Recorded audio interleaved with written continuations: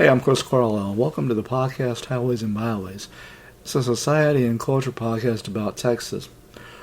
One big part of the culture in Texas, and as well as its economy, is ranching. And we'll take a look at a little bit of the history of ranching in Texas. We'll also have places you can go to in El Paso, places you can eat submarine sandwiches at in Texas, a past year in Texas, what was in the news, and then a look at the back page.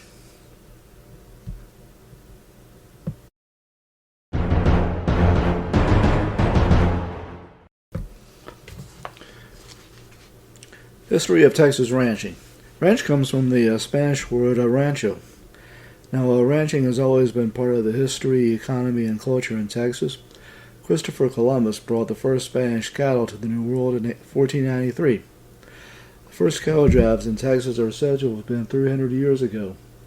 Cattle brought from Spain were raised at the Spanish missions by the Franciscan priests, which makes the priests the first ranchers. The Texas Longhorn is descended from the cattle brought from Spain. Herds of Spanish cattle roamed the wilds of Texas from 1700 to 1865. After Texas became a state in 1845, the U.S. distributed lands for the railroads and to be settled, and this expanded the new Texas cattle markets. After the Civil War, the economies of the former Confederate states were in shambles, but in Texas there were still herds of Spanish cattle, and that helped the Texas economy recover faster. 10 million Texas Longhorns were driven to markets in Kansas between 1865 and 1885. The cattle drive era ended when open range was closed and the discovery of Texas fever. Texas fever almost wiped out the Longhorn breed. Ranching is still a part of the Texas economy. In 2012, Texas grossed $10 billion in beef production. There are over 200,000 ranches across the state, covering 130 million acres. Some ranches range from multi-million-dollar operations to small family-run ranches. The Longhorn is the mascot of the University of Texas in Austin. A live Longhorn named Bevo is featured at UT football games. A cattle drive is done every day at the Forbes stockyards. There are pro sports teams: the Dallas Cowboys, Dallas Mavericks, and the San Antonio Spurs. A giant cowboy called Big Tex welcomes fans to the State Fair in Dallas each fall.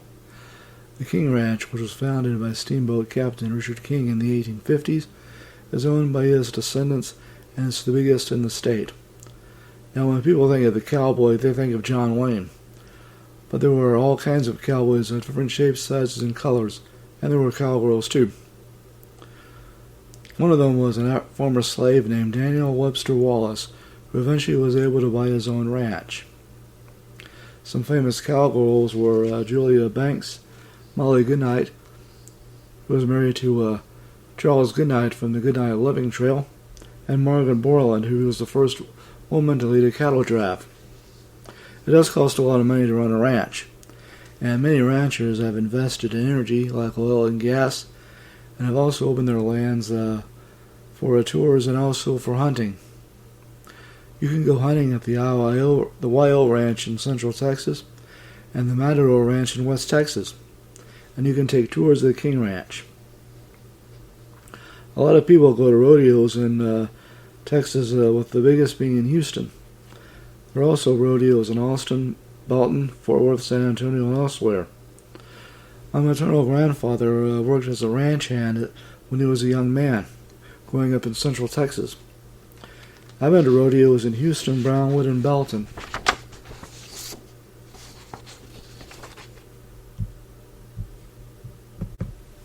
I've been to the OBJ Ranch in the Hill Country at least 3 times.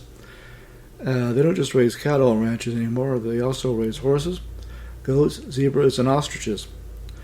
The most iconic ranches are, of course, the King Ranch, the Four Sixes Ranch. They're going to do a spinoff of Yellowstone around the Four Sixes, the W.T. Wagner Ranch, and the Briscoe Ranch, which was owned by former Texas Governor Dolph Briscoe. Coming up, things you can do in El Paso.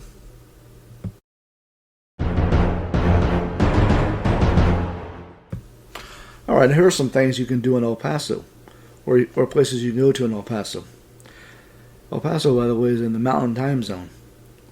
You can go to the El Paso Zoo and Botanical Gardens, or the El Paso Museum of Art, or the Plaza Theater Performing Arts Center, the McLaughlin Homestead Historic Site, or the El Paso Holocaust Museum, or the National Border Patrol Museum, or the El Paso Museum of Archaeology.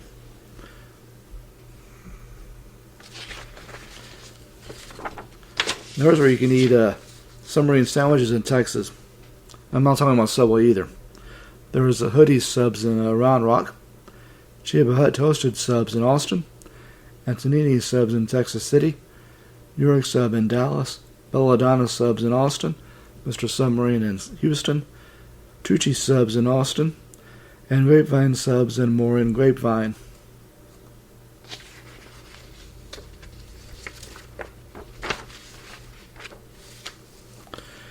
Here's what happened in Texas in 1949.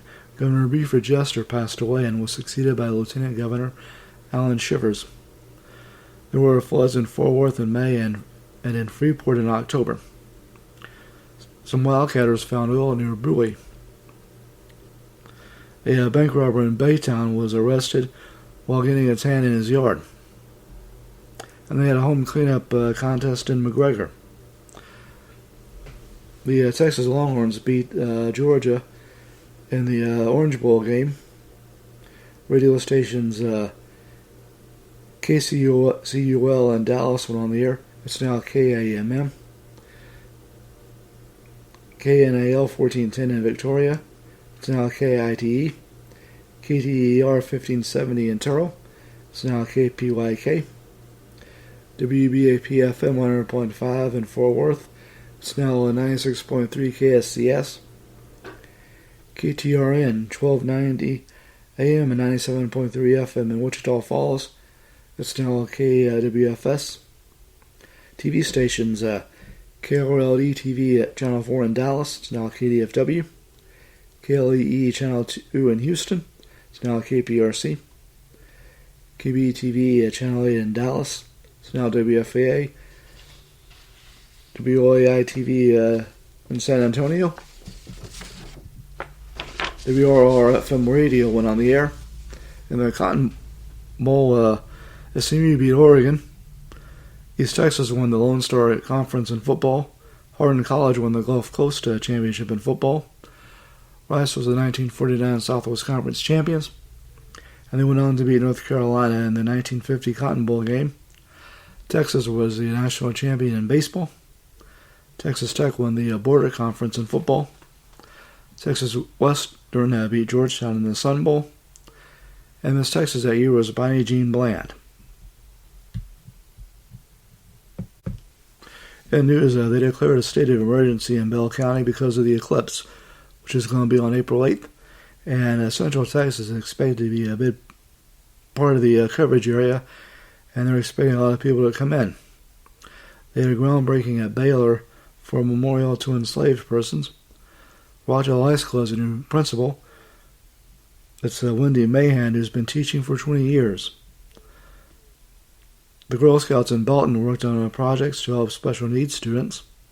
A Bell County pastor unveiled a mobile food pantry to help feed families. The rain we had a few weeks ago helped lakes in Bell County. There were stage 2 water restrictions in Harker Heights. The Mount Zion Church in Belton got help with a preservation project. The Home and Garden Show was at the Cadence Bake Center. That's from the Temple Area Home Builders Association. The choir at Belton High School sold mattresses for a fundraiser last weekend. Here's a list of the 10 best dine-in movie theaters in Dallas from the Dallas Observer.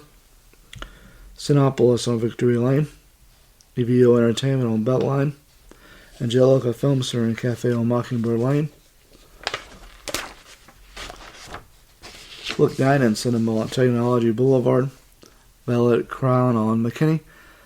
Southwest Airlines is giving people a chance to see the eclipse from the sky. Temple's African American community was honored with music and stories. A girl from San Antonio won the Kids Baking Championship. A woman in Central Texas started a nonprofit in memory of her son who died from a birth defect. The Senior Citizen Center in Rockdale had an auction for its meal program. At Roosevelt, they had a orientation and a meeting with the incoming freshmen and their parents about electives that are available. A teacher in Cameron has started a program to give out prom dresses to girls who can't afford them. A band student at Rockdale High School got all state honors. And finally, on the back page, I've been reading the book War Stories 2, Heroism in the Pacific, by Oliver North and Joe Messer. And I'm on the chapter about the Chinese-Burma-India theater. That's a good book so far. I've really liked reading it. Here's one from the good book. It's from the book of Ephesians. It's chapter 2, verse 8, chapter 10. Verse 8 to 10. And it says, "For by grace you have been saved by faith." Here's something that Benjamin Franklin said: "Well done is better than well said." And from Dolly Parton, "The way I see it, if you want the rainbow, you gotta put up with the rain." Well, be sure to hit the download button. Leave a like and a follow on whichever platform you listen. It's available on Amazon Music, on Audible, Cashbox, Deezer, Google Podcasts, iHeartRadio, Podcast Addict, Podchaser, Spotify, and Spreaker. My name is Chris Carlisle. I recorded and produced this and wrote this podcast and hosted as well. And I want to thank you for listening.